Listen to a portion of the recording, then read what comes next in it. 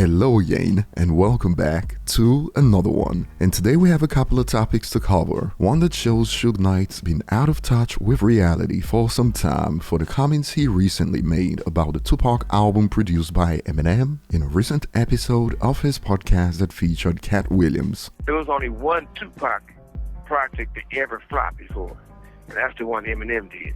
False accusation. A recent report put up the receipts that shocked fans on social media, and we'll get to more on this in a bit. Today, we also have more from Travis Kelce, who's more popularly known outside the United States in recent weeks as Taylor Swift's boyfriend, and in a recent episode of New Heights with Jason and Travis Kelce, they briefly spoke about Eminem due to what happened with the Detroit Lions recently. More on this later. And at the latter part of the video, we have a shocking story that's reportedly managed to unite Nigerians and South Africans, all thanks to a post from Meek that stirred viral posts like these. Do you know how incredibly dumb you have to be for Nigerians and South Africans to unite against you? And we'll get to this later. And just a heads up, you'll want to put away any drinks in hand before we get to that segment of the video, as Meek Mill continues to prove he's a one-of-a-kind rapper, as you'd see. So starting with Suge Knight, after he claimed Loyal to the Game produced by Eminem is the only Tupac album that ever flopped, we got a recent report that shocked rap fans when it hit social media. Check it out.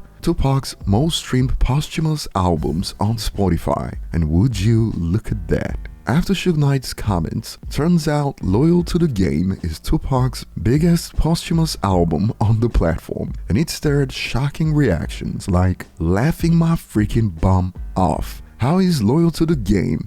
Bruh, and more. This is odd since it's one of the worst albums he had, and some are asking, who streams Loyal to the Game like that? It is definitely not a flop project, but it is not comparable to the next three below it. This was reported just in time after Suge made those comments, and personally, I also had no idea that it was his biggest posthumous album on the platform, and of course, fans started rubbing it in. But Suge said Loyal to the Game was a flop because of Eminem, and we have to give it up to some users on platforms like X who clearly will always put their feelings over the facts. It was/is a flop. That and Pac's life are both garbage.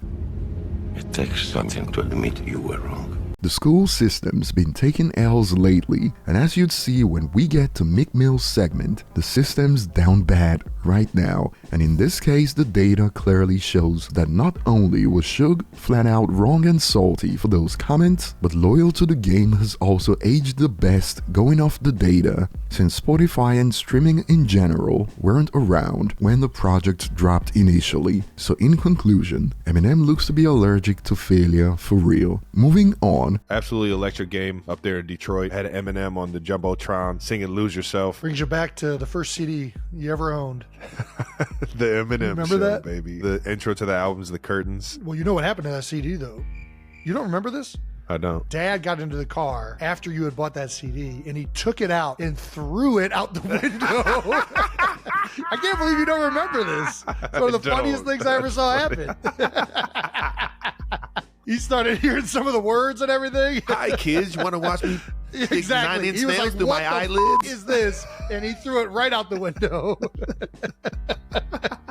I remember that like it was yesterday. And the reactions on there have been stories from users about how their parents threw a fit when they found out they listened to Eminem. Check out an example. I played My Darling out loud once. My old boy had a fit, loudly crying emojis. And more. Apparently an Eminem CD being thrown away is a millennial rite of passage. I got in trouble for mine too, and I'll be looking forward to your stories in the comment section. Moving on, Meek Mill is in hot water right now for posting this on X. Though a lot of people play my music in South Africa, I remember having a big show there a few years back. How do y'all listen to our music in South Africa? On what platform? Or in Nigeria? And they've been going to town on him over the last few hours. It is a viral post farm on X right now. everyone's going viral dunking on Meek Mill with takes like, "We send birds to America to memorize songs, then have them sing it to us when we gather at the village square. And the US is catching strays right now. No, man, there's a problem in America." And Meek Mill has reportedly done the unthinkable when it comes to relations between South Africa and Nigeria. More? Well, it depends on the season. In summer, we have it through the trunk of an elephant. In spring, the giraffes catch the signal and play it out loud, you get me? And it has been entertaining, to be honest. We don't have any music streaming services in Nigeria. We have this guy. He's the only one that has access to Spotify. He's a town crier. He comes every Friday to perform your songs for us. This is how we listen to your music. I hope this helps.